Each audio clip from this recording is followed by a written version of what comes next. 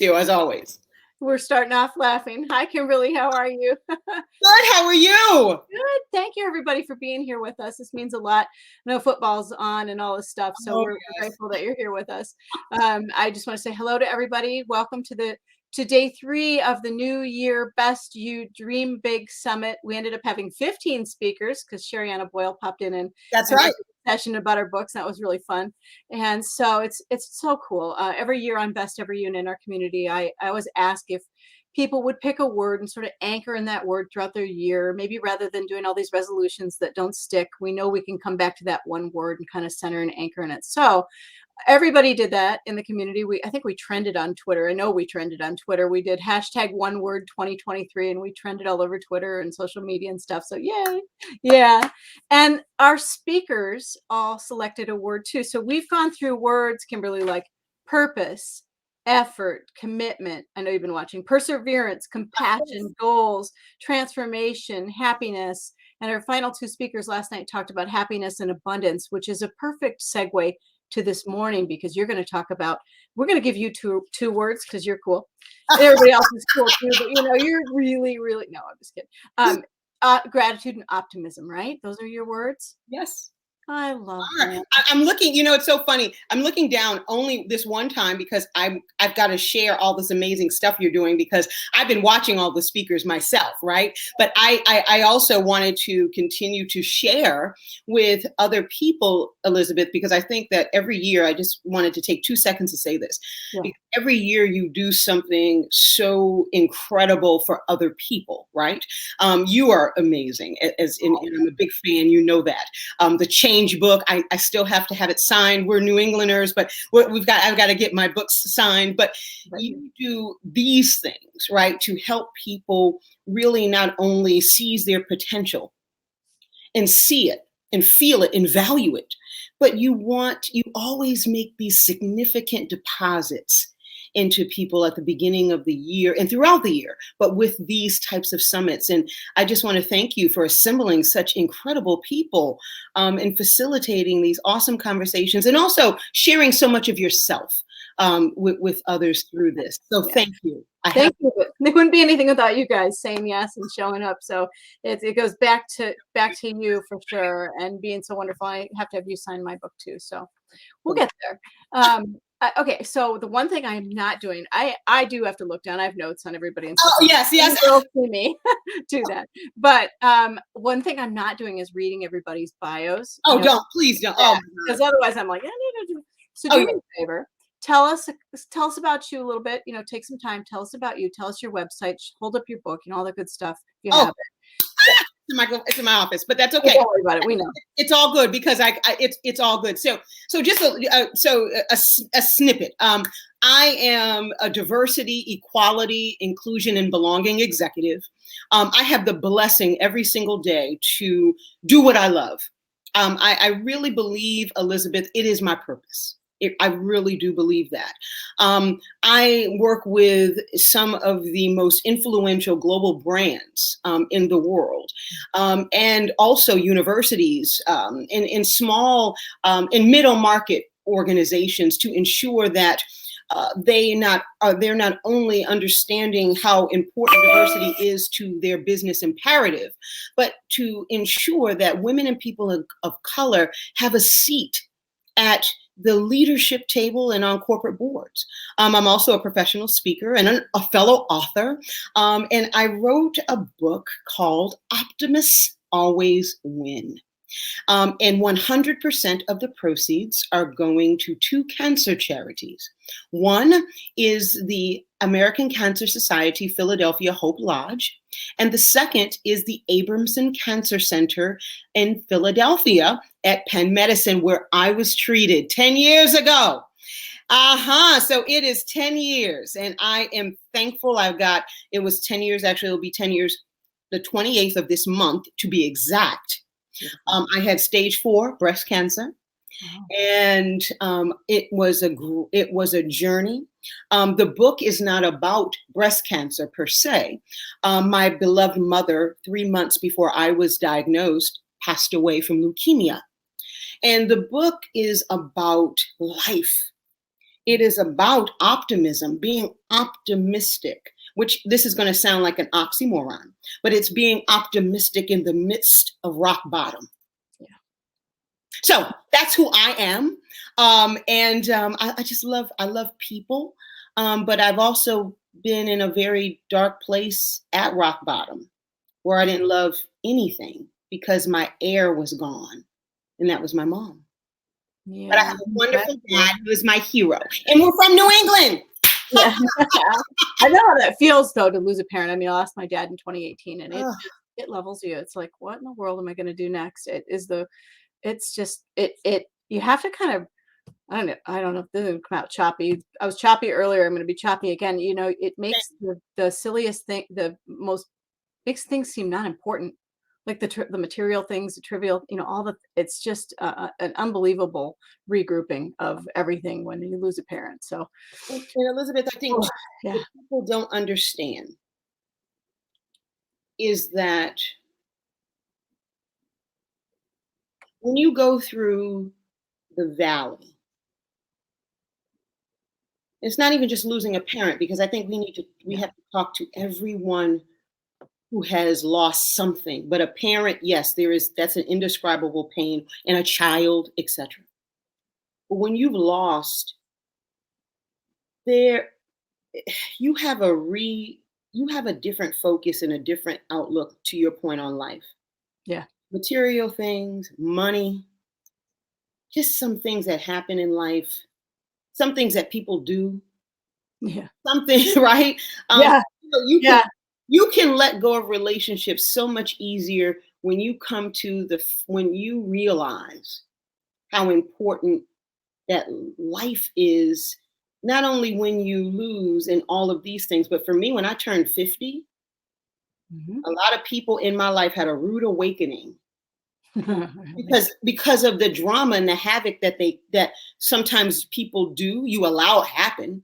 But in other things, right? Because it's a positive, right? Optimism and gratefulness. I'm grateful that I'm 50, right? Having breast cancer, having cancer, I'm grateful that I'm 50.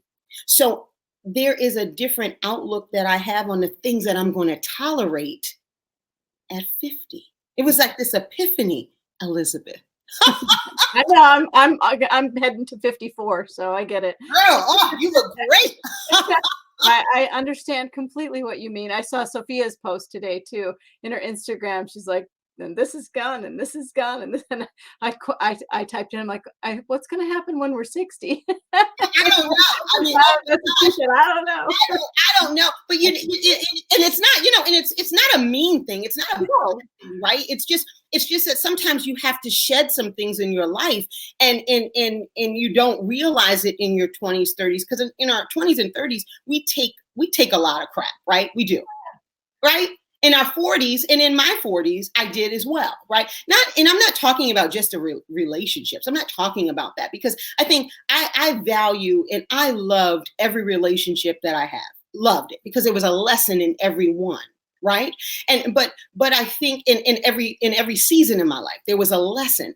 But I do think that at some point you can't keep repeating those lessons. Yeah. You have to grow and keep walking and realize that there is greater for you in your gratitude, right? Yeah. Yeah, I agree. It was funny because before we went on, I was like, "What are you wearing? What are you wearing?" I love that. And we didn't each answer either, and we matched anyway. I figured that was going to happen. For you, what I did, I've been trying to like match what I think about the speakers a little bit. Like with Joe Spurley, I had baseball on and all this stuff, and I have dream catchers on for you. There's dream catchers in my ears. Oh my word! I love dream catchers. So I love that. They're so optimistic, so grateful. I have dream catchers everywhere. I have one on my lamp here, even. I have a huge dream catcher right here. I love that. Thank you. Yeah. I love that. That's so nice. Oh, thank you. Well, thank you. I told you, it's so funny. I told you I have on my sorority, love right? It. Well, a couple of reasons why I'm dressed like I have casual. I didn't do a whole lot to my hair and makeup today because, because I'm, cleaning and I have to go. I'm going back to work tomorrow after being off for 3 weeks, and I have on my sorority sorority dress, I guess, because next Sunday is our Founders Day. We were founded January 15th, 1908 at Howard University. And so it is our Founders Day. So kind of the week leading up to it, we wear our paraphernalia because we're proud members of the sorority, Alpha Kappa Alpha Sorority Incorporated. And there's a famous young lady who in the White House, who is our vice president of of the United States of America, who is also a proud member of our sorority. Love it. Now, will she be there? I'm sure she'll participate at Howard University in some of their Founders Day celebrations. I'm sure. Yeah. Cool. All right. So tell me, I'm gonna actually follow some of these questions. We put a few of the questions, for you, but I've been doing that with every speaker, sure. Just to make sure we cover kind of what we wanted to cover and what we were thinking about with all the things, because you and I could talk forever about. Oh my God, yes. We'd be on here, and we only have a half an hour, so yeah. So yeah, here we go. I think I know the answer to this, but what's an aspect of your physical health that you're most grateful for? I think you shared it earlier, but keep going with that because it's important. Elizabeth, I am most grateful for being 10 years cancer-free. So a lot of times, it's funny, I just went to my 10-year appointment. And so, my doctor at Penn, Dr. Menser and Dr. Satiloff, they are the best in the world to me. Dr. Menser, it's really 10 years from diagnosis. So I was diagnosed October 28th, 2012. And also some people say it's from when you ring the bell, when you finish your reading. And the bell just rang. Yes. Yes. And that's something on my computer. I can't stop it. No, but it was. It's when it's some type of update or something dumb. I don't know. Whatever. But when you ring the bell, and so I rung the bell January 28th, 2013. So Dr. Menser said, Kim, you could use whatever date. So I say all that to say that I am 10 years. I'm approaching fully 10 years cancer free, and I am so. It's beyond, it's indescribable how grateful I am to reach that milestone. I think that marriage, whenever I get married, whenever, it's time for a child, whenever those things, right now, that is the biggest milestone in my life. Good. All right. Yeah. Tell me about your week, like today, yesterday, this week, this month, this year, and so forth. What you're grateful for. Oh, goodness. I'm grateful for change. I'm building a home. I saw it. Congratulations. So I'm building a home, and it's exciting and it's super scary at the same time. And I've never said that really out loud like that with that much passion. So I'm saying that to you for the first time. A lot of my friends don't even know I'm scared. I am. And here's why. I'm not scared for the financial aspect because I prepared, right? God has prepared me for that moment. It's change. I love my condo. I moved in my condo 7 years ago when it was brand new, right? It's brand new. I moved in. But I said to God when I moved in, I said, God, I want to be here 5 to 7 years. I want to see how my business goes because I'm an entrepreneur. We're entrepreneurs. Mm-hmm. My business was still fairly new. I want to see how this works, and then I'll be ready to leave. And I want a home. Yeah. Guess what year it is? 7. You. 7. And so God answered my prayer, and I didn't know if I was ready for the answer. And so, but then I had to think about it. If it's granted, then I must be ready. But as I am, like the realtor is coming over today I have to sign the paperwork to list. I'm renting my place out to rent it.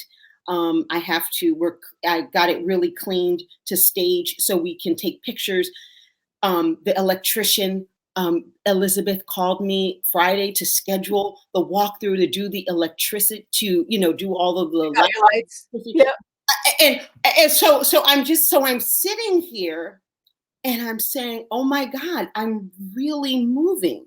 Like and so, there's a lot of change that happens in our lives, right? But for me, this house, doing it by myself, right? Which is fine. I'm empowered. I'm a boss, right? Yeah. But doing this by myself, it's like, whew, like my parents have prepared me, right? Because they teach me independence. My mom, independence. My dad, independence. All of these things. But I still have some fear. So it's changed. But other than that, my job, like, my business, it changes every year. We have more clients, we're doing more work, we're going deeper in diversity. That stuff doesn't bother me. Like, I was up in a helicopter hanging out from the helicopter. My dad said when I was 4 years old, my dad was in the Air Force. He brought me up in the helicopter. My mom got freaked out, but I wasn't. I'm hanging out of the helicopter. Back in the 70s, you didn't have the seat belts and all, it was hanging out there. I had no fear. I have no fear of a lot of things. I wasn't afraid of cancer, but this, I'm just like, ooh. I wonder why. I don't know. It's weird. I speak on stages of, 20 people and 10,000 people. It's weird. It might not be. I wonder if it's real fear. I wonder if it's a dream come true. Like it's actually happening. Yeah. Maybe it's just something that you really, really wanted so much. You're like, is this real? Something like that. It is like, when I say it's so weird, it's weird, but it's great change. I'm excited about it, but I have this fear. Yeah. Well, we'll have to explore that. But fear. I think we've been talking a lot about fear in the summit, and fear and change and all that stuff. They're in the middle of of fear and like what's going to happen. And when you don't know exactly what's going to happen or whatever, you kind of go over here into fear and uncertainty and all those things. But you're growing. It's a huge growth moment, and anytime there's a huge growth moment, there's fear involved for the most part. Yes. So yeah, it's you just think when you get in there, your biggest worry is going to be what color to paint a wall. Oh my gosh. So it's so funny. And I said, it's just so funny that I actually, and when I say it out loud, I actually feel better, of course. Right. But just that I'm like, oh my God, I'm just reminding myself. One of the things about optimism, right, is you remind yourself of your past successes. And the past successes is, I have a successful business, right? 15 years in, I've lived in this beautiful condo that I was able to purchase 7 years ago when my business was fairly new, and we were, uncertainty in the world and all of these things. And so, I have to kind of take some of my own advice and make this list of all of the great things that I was able to do, right? And your power.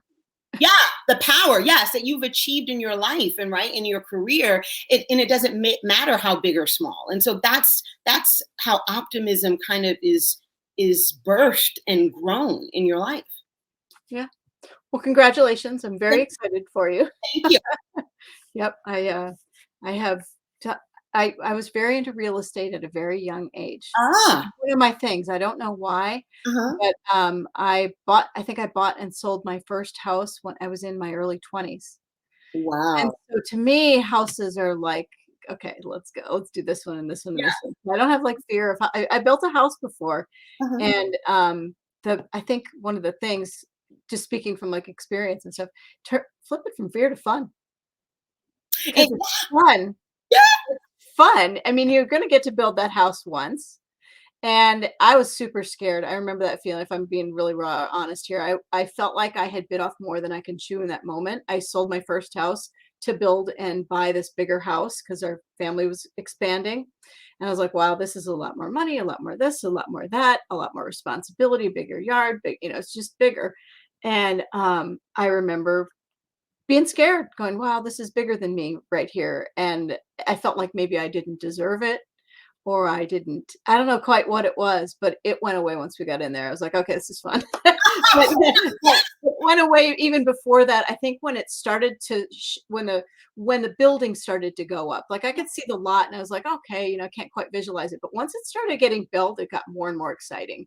When you're picking out the lights and the floors and the woodwork and the this and the that and the other thing, then it got real and super fun. And it's funny because, but and it gets, in picking out things and the change orders and all that. But there's some like angst, and there's fun moments when I pick out the flooring and the tiles and the backsplash and all of these upgrades. And then when I saw the price for the upgrades, I'm like, whoa! But but it's funny. But Elizabeth, contain yourself. It's like, I want that. I'm like, oh, maybe I don't. But Elizabeth, I will tell you this, and I thank God for me being able to say this statement.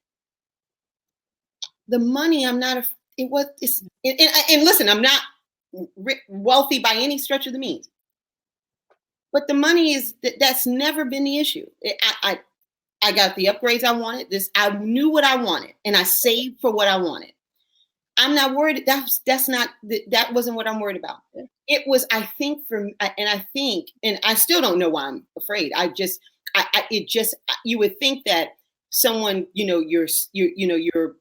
you're single, and meaning, not married, buying a home, and, this big and all of this. And you think, oh my God, because talk to my single gals, right? You do this, you're doing this single, go for it. Right. And that's what I said. I'm going to go, go for it. And listen, if I get married, or if I'm dating someone and we decide to get engaged and get married, and they don't want to live in this house, because, some men, they want to build their own thing, or they want to, do their, I'm cool with that. It's a house. We could sell it. No big deal. Right.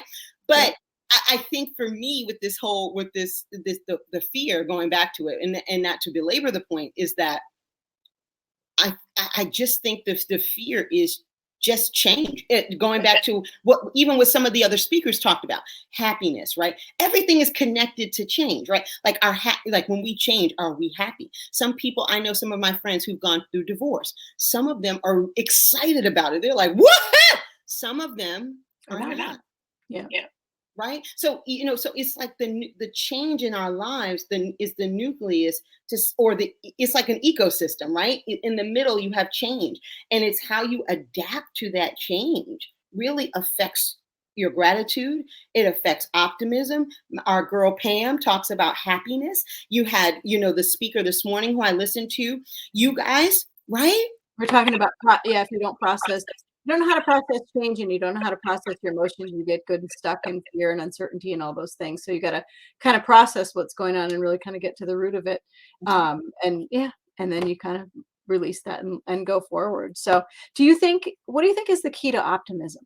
Like because I don't hear you being all bummed about being a little bit afraid of having a house or anything. You're still totally optimistic. There's a little bit of stuff creeping in, but yeah. So what's the key there? What's the key to rooting in optimism? And it's not, I know this for a fact. I know you very well. It's not any kind of toxic positivity either. Optimism is not that. Yeah. No, people think that. Yeah. People think that. People's like, Kim, you've got this bowl of sugar all the time. Yeah, I do. I can't see over here. Yeah, it's off over there. Right?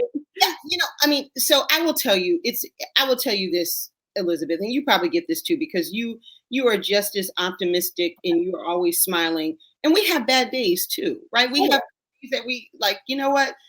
I can't stand people, right? And I have those days, like, what? I'm not put it on camera. Yeah, I can't stand people. But you know what? But to answer your question, I have to understand that I have failed far more in life than I have succeeded. No question about it. In every area of my life, right? Yep. But you have to be kind to yourself, and you have to give yourself grace, and you cannot live in a facade. You have to be who you are to everyone. You cannot pretend that life is grandiose, perfect. You've got all of this when you don't. For me, I'm happy even though I'm scared. because it's a blessing and it was a prayer that God answered. So it's not going to be negative. No. But I have gotten one end of the spectrum from people saying, oh my God, I think it's so great that you're so optimistic. And I get so many DMs about, can you help me be optimist? Can you help me be happy? Or how did you do it? And, people are very kind. And I have other end of the spectrum where people are very mean about it, right? You cannot possibly be that happy. Really, you cannot possibly be that happy. You are a fraud, all types of stuff that I get, right? Yeah. And I respond to all of them. Actually, I was doing it over this past week to catch up and to go into the new year with with all of them answered. And I have to understand that everyone isn't happy, right? There are some very miserable people that just want to spew misery, right? Yep. That's where resentment comes from, envy, like when people give you the silent treatment, right? They know they've done something wrong, but they're giving you the silent treatment, right? All that craziness. Yeah. But people don't understand when I do this, when I look in my rear view and I see all that God has brought me through, and I use the word God a lot because that's my spirituality. Yeah. You have to adopt something, right? Yeah. You have to believe in something. When I look back and I see that all of what God's brought me through, that is exactly why I have the joy and the happiness and the optimism that I do. Because I remember the months that I didn't have it. When my mother died, people think because when I had cancer, I was rock bottom. No, I wasn't. I was busy getting better because the doctors said they could fix it. So I said, okay, let me get my life together. Let me get my mind right because I'm going to get better. But when my mother died, that was a whole different I know. of unhappiness. I thank God that I wasn't depressed, but I was at rock bottom in the sense of a hollowness that I had for months. And I covered it though, right? Covered it because we're on stage, we're speakers, we're this. I do. But yeah, it doesn't work so well. People know you well enough to exactly. But my good friends knew that I was, but what happened though, I would never do that if God, I hope I don't have to ever face that again. But what happens is I grieved. I regret that I held that in because when it did hit me like a ton of bricks, it was a bad time, right? Because when you keep bottling things up, you create this wall, and you hurt good people in your life. It's just a lot of things. I didn't, and I hope I didn't hurt good people in my life during that time. But I know people who don't deal with things, and this wall comes up. It's going worse and worse. Yeah. And it's in that bitterness, that just a whole host of things. And people can only take so much, right? But I think at the same time, for me, it was I had to keep looking in that rear view to remember what I've been through. And that's what gives me that spark every single day I wake up. Yep. Beautiful. Very well put. And I'm glad. I love your smile, by the way. Thank you. It's the most beautiful smile in the world. Thank you. It's beautiful. I've said that to you from the get-go of meeting you. Yes, you have. Yes, you have. And I will tell.